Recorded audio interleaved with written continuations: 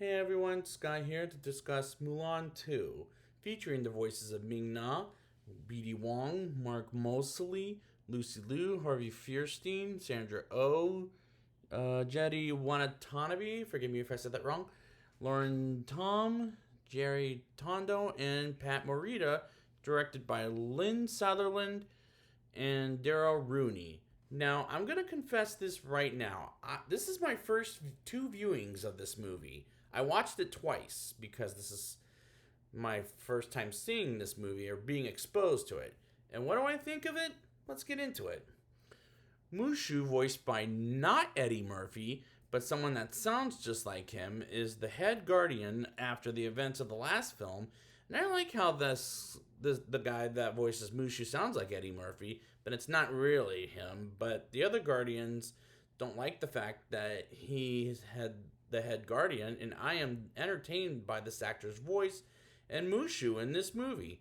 A bunch of little girls want to be like Fa Mulan after the events of the last film, and Mulan, returning voice of Ming Na, teaches the girls while singing a song about a lesson number one and how to keep your balance. And I like that Mulan and General Li Shang's actors and a few others are back, but the movie's plot is Shang and Mulan getting engaged on their own pace, despite they barely know each other, and they go on a mission to drop these three princesses to their forced husbands. And Cricky is barely seen at times in this, but Mushu wants to break them up, or apart, I'll say, after Mushu realizes he might be out of the job of Guardian business. And it's a better plot than any other Disney straight-to-video sequels, and I can follow it for my two viewings. Mushu plans on breaking up Mulan and Shang by going with them, and Cricky joins their adventure just to humiliate Mushu.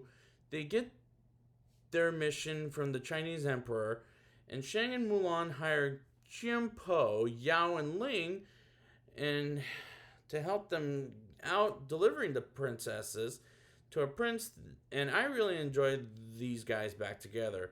They were hysterical then, they're hysterical now. Yao picks up a slipper from one of the princesses who dropped the shoe and fits it like Cinderella. And I thought that was cute, even though it's taken from Cinderella. Yao is in love with Princess May, and they have a cute chemistry for two animated characters when they get to know each other throughout the movie. Ling talks to Princess Ting Ting and gets humiliated when she doesn't laugh at his bad jokes, which admittedly are pretty bad. And Mulan gives Princess May an advice that her duty is her heart, which is good advice. Meanwhile, Mushu breaks Mulan and Shang up and is unsuccessful time after time until he accidentally lets the carriager go on its own and they fall off a cliff when the movie officially falls apart. But at the same time, I'm still entertained. After the crash, they find a village when Mushu continues on breaking up Mulan and Shang, and after harsh words between Mei and Ting Ting, she thinks about not completing the mission of getting forcefully married to a prince with Ting Ting and Princess Sue, with Mei singing a song about how to be like other girls, which is not a bad song. Mushu impersonates Mulan and the princesses, and Shang is upset, and he's led to believe that she's gossiping with the princesses.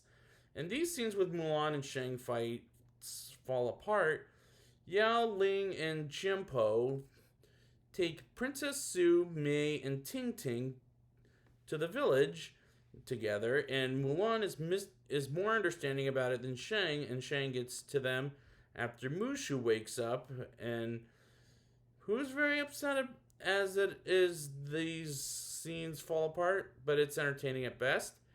I'm going to try to stop saying that until the end of the show, but Mushu can't live with his guilt and confesses to Mulan that he was the reason they broke up briefly, and they get ambushed and fight their way against the ambushers And Shang almost dies, and Mulan can't forgive herself after his death, and she goes on her own to complete the mission and marries the prince, and Shang is left alive, and he goes after Mulan and the princesses, and the warriors come with a friendly suggestion,